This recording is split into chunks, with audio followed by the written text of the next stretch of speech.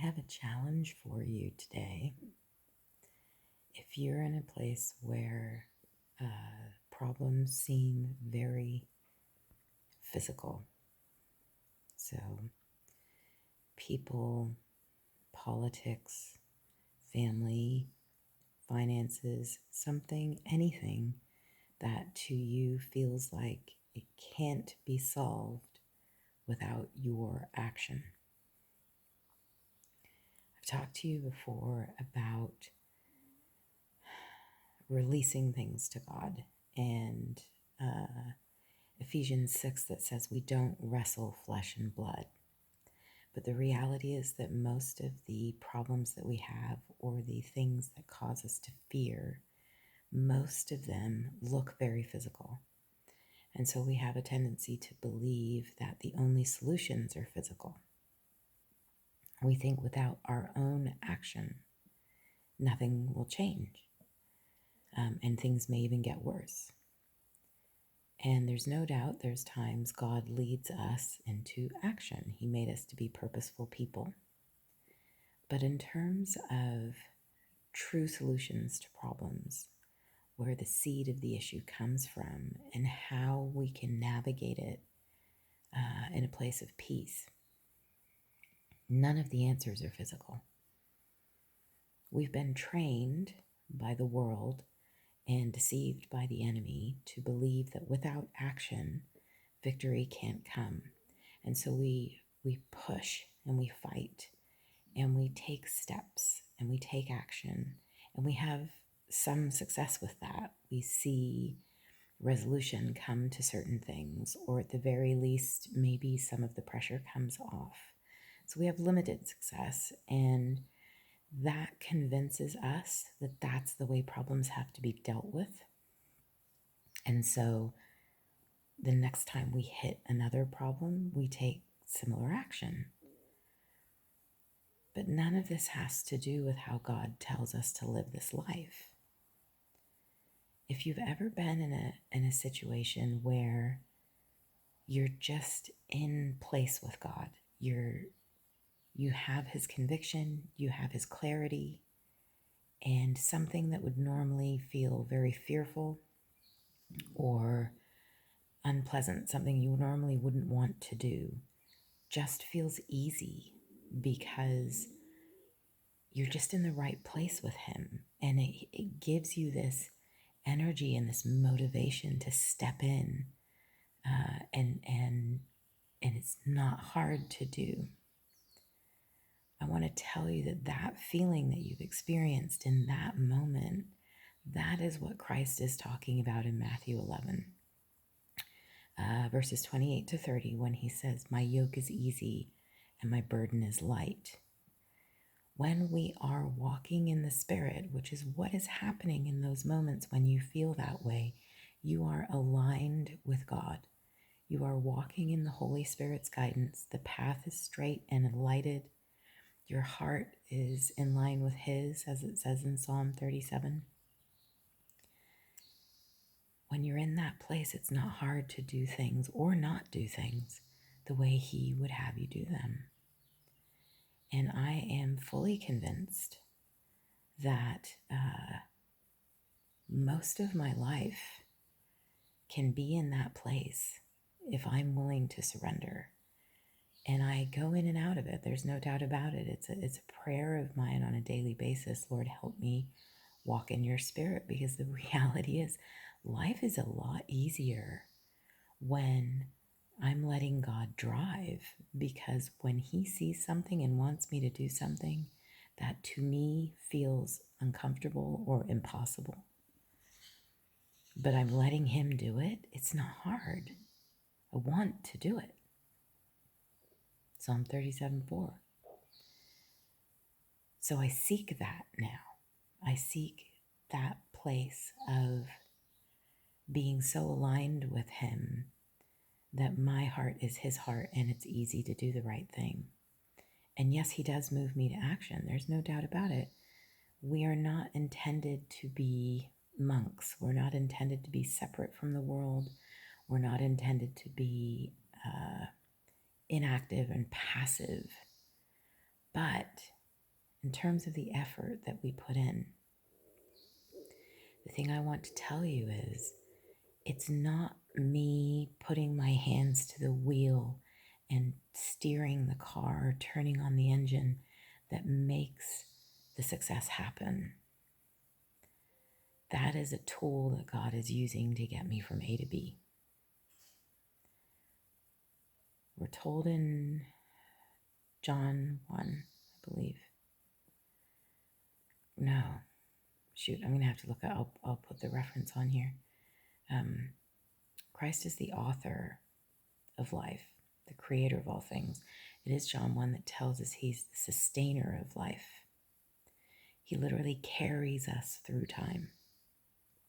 Everything that we do can only be done because he sustains us through it, which, by the way, includes the people who murdered him. He sustained their lives to allow them to do that. Humility does not come in greater measure than that. But the thing that I want to challenge you to see today and to try is to understand that his power is so much greater. We do not live this autonomous life with the instruction of God.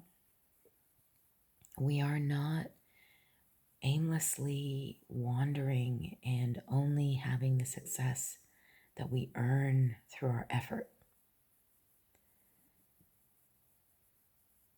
In fact, I'd go so far as to say we're having less success than we could because of our effort. We trust ourselves. We trust our effort. We trust our intelligence. We trust our knowledge. And we think that those things are what make us successful in this world. So we try to mold others to our effort and our knowledge. And we end up in conflict. Or the world doesn't appreciate our effort and knowledge, and we end up in conflict. Ephesians 6 says we do not wrestle flesh and blood. So where life is hard, where things are painful, those things are at their root a spiritual problem, which means that the only true success, the only true victory that can come is spiritual. Sure, I can modify behavior. I can change circumstances sometimes through my choices or action. But have you ever noticed that the problem doesn't go away? Even if I address a physical issue that made me feel insecure or fragile or frightened, the feelings behind it don't leave with it. I can have some relief. Okay, we got that one done. But immediately my mind begins to turn to how that problem might crop up again and how can I avoid it? That can be solved. God's power is greater. We have an entire word full to the brim of stories of God changing circumstance, creating victory without the effort of the people involved. He comes to save. It doesn't say, put your nose to the grindstone and Jesus will save you. It says those who call on his name will be saved. And that's not just saved from hell. That's saved from the darkness and death in this life. The challenge I have for you today is to pick a problem and only pray about it. Take no steps to solve it. Don't try to manipulate anything. Don't try to slyly or subtly inform someone to see if you can get them to do what you want. Just take it to God. Take it to God in the manner of Philippians 4, which is that we identify the problem, we tell God what we need, and we identify what we're already thankful for that he's done. But here's the trick of it. If you believe that your problem can only be solved in one specific way, let's say it's a financial issue, and the only way that problem can be solved is if you get more money. So all you ask the Lord for is to give you more money. You have made the bullseye so small that if God shows up in any other way, if God offers any other solution to you, you won't see it because you're only looking for this one manner of fixing the problem. And He can show up in 6 different ways and you'll miss it. And then you get to the end of the day and you go, God never showed up. So what I want to ask you to do today is pick a problem and clear your mind of how that problem has to be solved. Just go to God and acknowledge your weakness, acknowledge your inability to fix it, or the lack of control you have over the people who can fix it. Ask God to bring the solution that He would choose in His power and surrender yourself to it. Do nothing but pray. I don't mean do nothing overtly, I mean do nothing. Not because He wants us passive all the time, but because sometimes we have to step out of the way or be completely helpless in order to be able to see Him work, to not confuse it with our own effort or someone else's. Step back and let Him step in and acknowledge that you're scared of it, that it feels out of control, and that you don't know how He's going to deal with that. And that might be scary too. If you don't know His heart and His character and His love for you, it feels terrifying to put something in His control, because what if He makes it worse? It's a risk. But I'm here to tell you, I've done this countless times. God's solutions are always better, always the best. What drives us is impatience and deception. If I want an answer, I want it now, and I want it in this form, and that's the only way it can come. And then I wonder why God's not speaking. If I'm not willing to surrender my limited, sinful, perhaps ignorant way of seeing the world to His much greater knowledge and power, why am I surprised that things aren't working very well? I'm broken. I get stuff wrong. Sometimes I don't know what I think I know. And sometimes the things that I do know are deceptive and I don't realize it. There's nothing in this world God does not see or know. There's nothing in this world He does not have power of. Watch what He did with the Egyptians and the Jews at the Red Sea. Watch what Moses says to them. Stand and watch, your God will save you. Take that advice today. Stand and watch and let your God save you.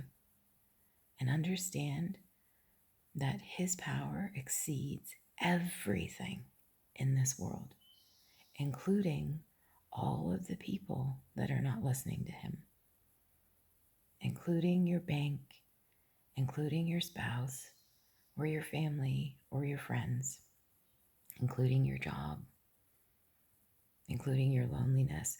It does not matter what the problem is. He has the solution for it. Let Him show it to you. I'll talk to you soon.